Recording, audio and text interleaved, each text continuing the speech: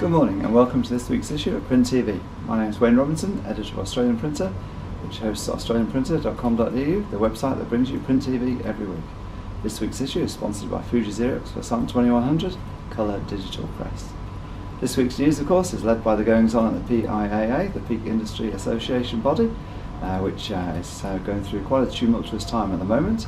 In the latest developments, the Printing Industries Members Action Group, which comprises the members from Queensland and now from many from around the rest of the country, numbering almost 100.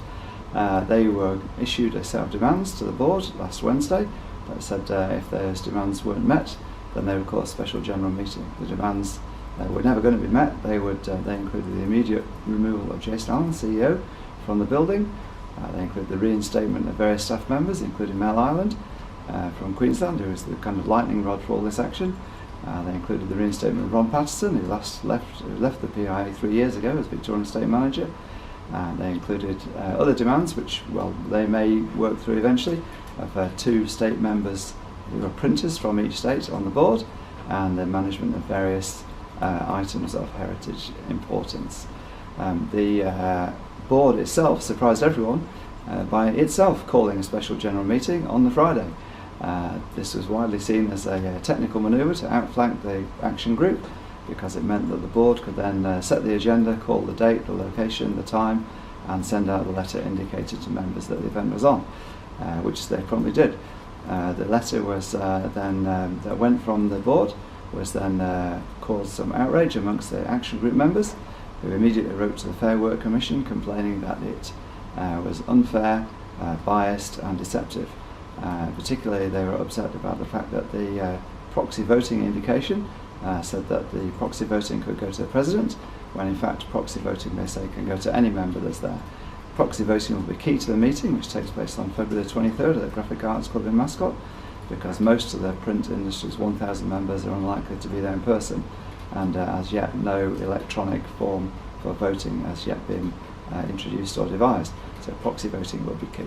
Whatever the upshot, it's a massive 2 weeks in the history of Printing Industries Association of Australia, and is likely to have ramifications for years to come. We'll keep you fully informed every day on australianprinter.com.au, and especially on the day of the event. In other news this week, good news, an Australian printing company, New Lab in Melbourne, has become the first company in the world to be able to print photo prints from HP Indigo or from any digital press.